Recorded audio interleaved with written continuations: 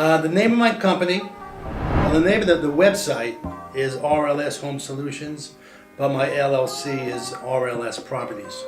I'm CEO. I'm president of the company, chief bottle washer, accountant, everything. That's me. I am RLS Properties. What do we provide? Well, we're an investment company. So what we do is we do rentals. So we take properties that need some work, we fix them up, and we provide very nice, safe, quality housing for tenants. So if I take a property, sometimes people say, well, Rick, you're taking advantage of someone who was foreclosed on. I'm not taking advantage of anybody. I didn't cause their problem. So if I take a property that's been abandoned and I fix it up, the bank gets some money, they're happy, right? It's going back on the tax rolls, so the municipality is happy.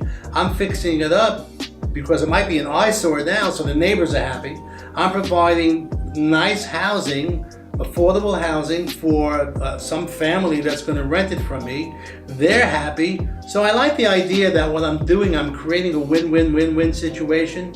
Everybody's winning. If I do a flip and I sell it, it's the same thing. I'm taking a property, I'm fixing it up, and I am making it pleasant for the neighbors. I mean, sometimes I go to properties and people say to me, tell me you're the buyer and you're fixing this up because look at this mess.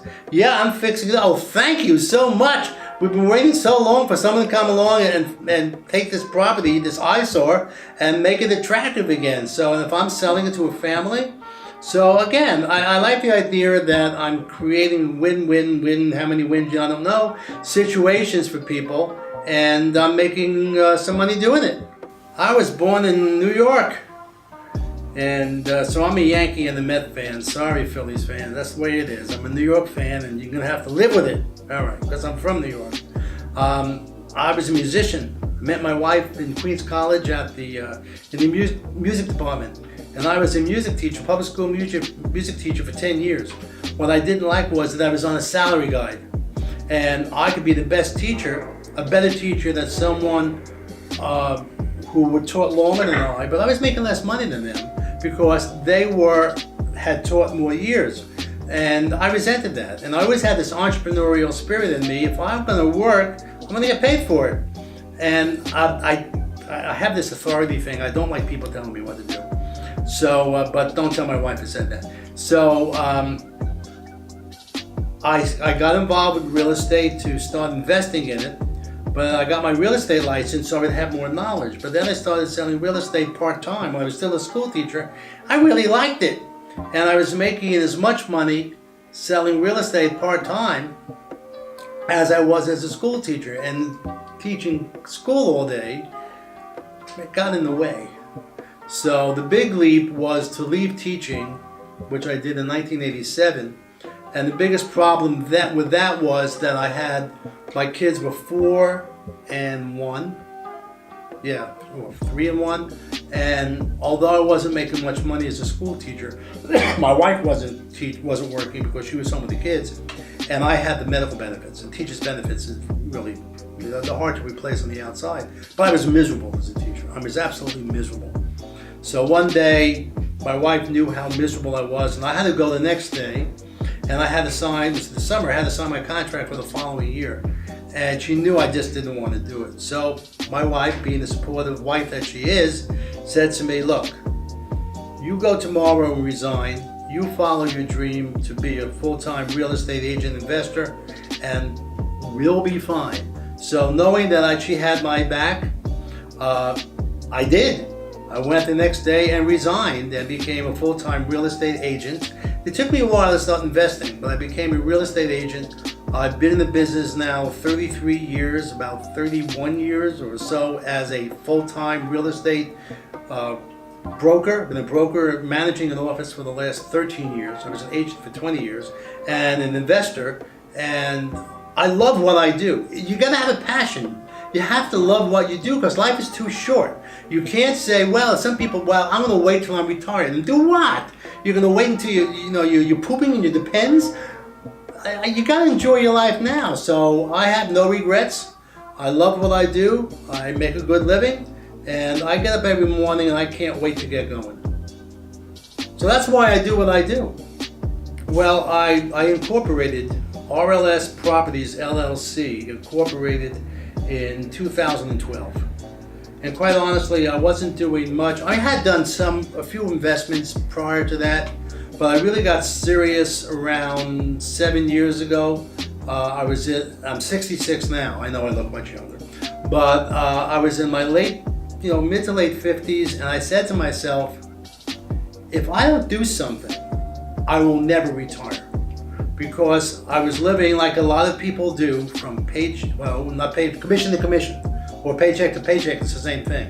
And I was paying the bills, but that's all I was doing. And in real estate, you're as good as your last commission. So, and in managing, I'm as good as my last salary, paycheck. So I realized if I wanted to have a future, I had to do something. And frankly, I do not understand the stock market. I sit down in the morning, have my coffee, and I watch the financial channel, Squawk Box. I have no idea what they're talking about. It's another language, but I do understand real estate.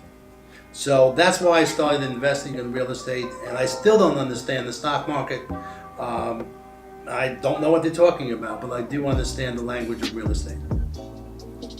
I started investing probably about 25 years ago, but sporadically. A property here, a property there. But as I just said, that I really didn't start seriously until maybe maybe 7 or 8 years ago, because again, I looked at my IRA and it was okay if I was 20 years younger.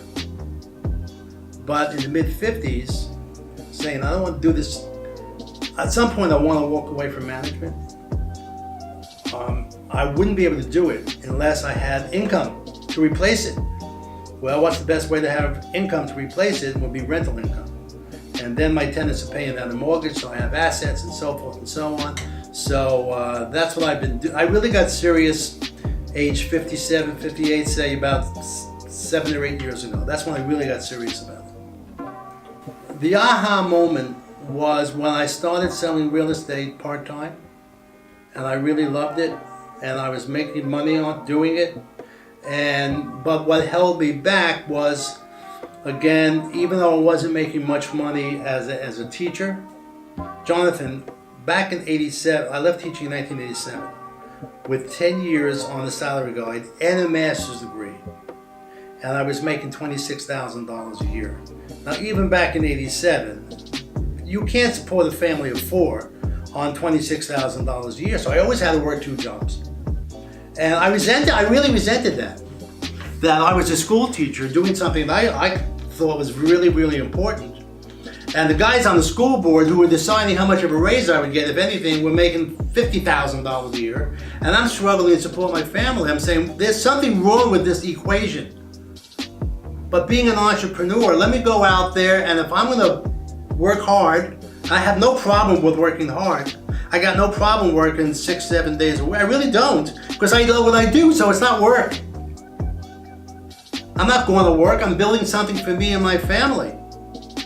So, but what held me back was, I have the benefits and so forth. But when my wife, and we're still married, and we're married 42 years, and when we hit 40, we re-upped for another 40, and she said to me, baby, I want you to be happy. You will be fine. Just go out, do what you want to do. And I knew that when there would be bumps in the road, and you can't control the economy, and there would be good months and maybe bad months, good years, bad years. I knew that she wouldn't, no matter how bad things got, not that I anticipated things getting bad, but they did, that she wasn't going to throw it up to me. She was going to say, her best expression was when they had a bad day and the deal didn't close and this went south, she would say to me, Ricky, the great thing about days, D-A-Y-S, is there's always another one tomorrow. So knowing I had that support, that was really important.